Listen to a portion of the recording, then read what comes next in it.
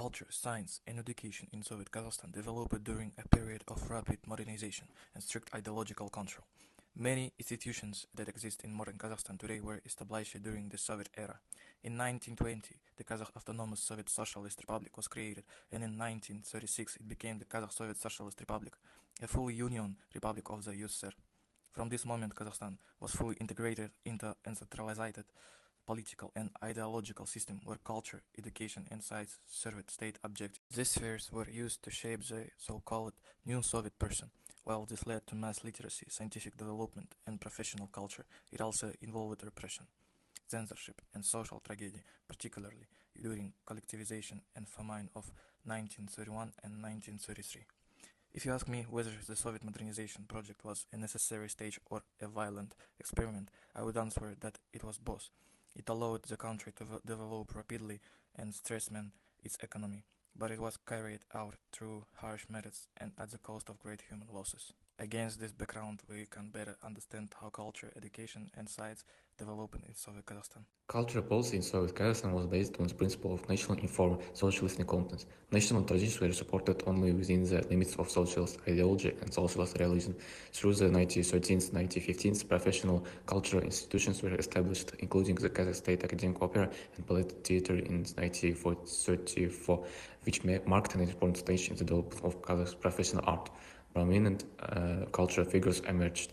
Abi Khankasteyev laid the foundation of Kazakh national painting, Ahmed Shabanov systematized folk music and introduced traditional instruments into academic education, and Kuryas Baisetova achieved all union and international recognition as an opera singer. Literature and cinema were strictly controlled by the state and had to promote social values. The Kazakh film studio contributed to shaping a Soviet interpretation of Kazakh history and identity. At the same time, the styling prejudice of 1937-1938 led to the repression of many Kazakh intellectuals, causing a break in cultural continuity. Despite these contradictions, the Soviet period created a cultural infrastructure that continues to function in modern Kazakhstan.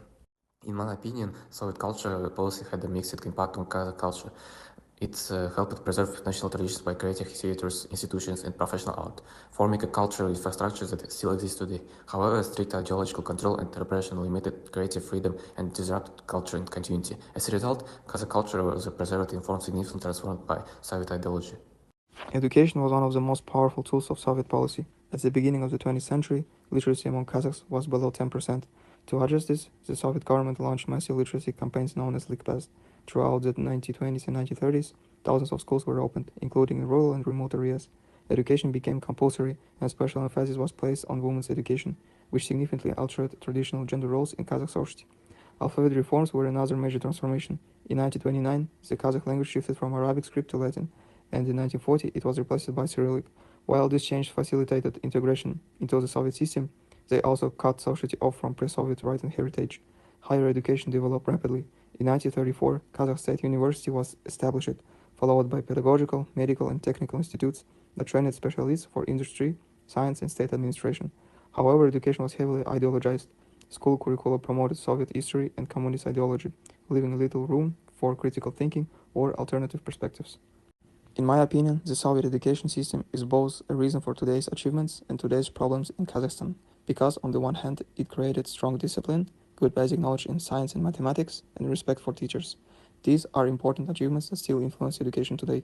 But on the other hand, the system focused too much on memorization. Students were not encouraged to think critically or express their own ideas. This has caused some modern problems, such as low creativity and fear of making mistakes.